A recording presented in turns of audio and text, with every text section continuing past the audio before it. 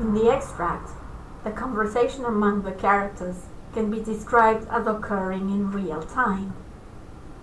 As a conversation, it tends to be more fragmented, involved, and implicit. Yet, when comparing and contrasting the use of language of the characters, it is possible to say that Dr. Shirley tends to be more explicit and detached, and his speech is more elaborate in terms of the linguistic choices he makes. This is the reason why he sounds much more formal, in contrast to Tony. His speech is highly casual and can be described, at the other extreme of the scales, as highly involved, implicit, and fragmented. What we are doing here is what linguists do to be able to describe particular texts, to achieve a detailed analysis of them for research and pedagogic purposes. The research and pedagogic purposes that we have mentioned at the beginning of this section. I will now turn to another important distinction that they draw, that we will use to categorize the spoken language. The intermingling of styles that we often find in real language uses, as the ones in the conversation that we have just watched, led Carter and McCarthy to distinguish medium from mode. The notion of mode is defined as the linguistic choices that you would associate with descriptions of written or spoken language.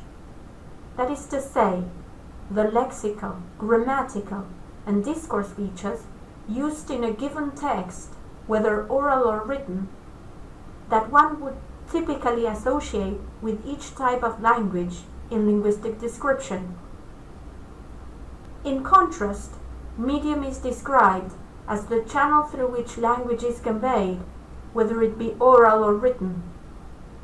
This notion refers to the means through which language is produced, and not the linguistic realization that it has. For example, an academic presentation contains lexical, grammatical, and discourse features that one would typically associate with the written language, although it is conveyed through oral means. So we can say that an academic presentation is writerly in mode and speakerly in medium. Now that we have discussed the notions of utterance, medium, and mode, and that we have analyzed some initial levels of analysis that we use in descriptions of oral language as compared to written language, let me clarify two concepts that are often used interchangeably in linguistic description, but that bear some very important differences for the analysis and study that we will develop in this course. These two concepts are the notions of text and discourse. As I said before, they are often used indistinctly to refer to a stretch of language that goes beyond the sentence level. Let us look at the differences among the two notions. Text has been described as the product of language use, while discourse refers to the process of meaning creation and interaction. In other words, text refers to a product, that is, the actual object that results from linguistic activity. Conversely, discourse refers to the process through which people generate language. Both notions are studied by linguistics as a main field of language study. Text is studied by a branch of linguistics that we call text linguistics, while discourse is studied by the field of discourse analysis.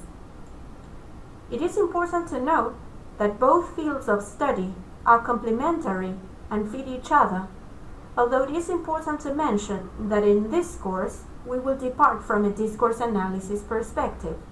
Let us analyze what is meant by text more in depth.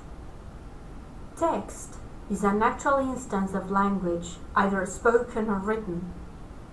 It is the manifestation of language in the world, drawing on our mental ideas of genre for particular functional and communicative purposes. Text has texture, that is, it functions as a unity with respect to its environment. Analyze the following text from a text linguistics perspective. Is it an example of a text with texture? Why, do you think? What type of generic structure does it contain? What functional and communicative purpose can you identify? So the text goes, my father used to say, whatever you do it 100%. When you work, work. When you laugh, laugh. When you eat as if it's your last meal. You want another piece? Here, have a breast. Delicious. This is definitely an example of a text with texture. It hangs together through cohesion and coherence devices. It is possible to understand that it is part of a conversation, probably on the food round the table. There is someone, the first person I, who offers some chicken to a you in the text. It consists of cohesive sentences that relate in meaning to what comes before and to what comes next. All this we can say. We can describe this stretch of language in itself.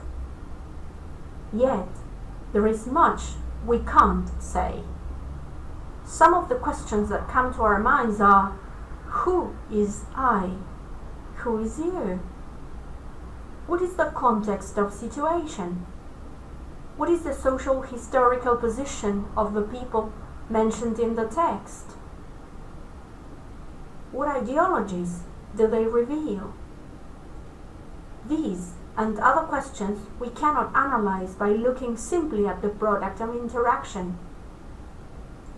We need to look at the language in its process of meaning construction to be able to answer these questions. Let us watch the text in its contextual circumstances to see if we can answer those questions. Let us watch the oral text from a discourse analysis perspective.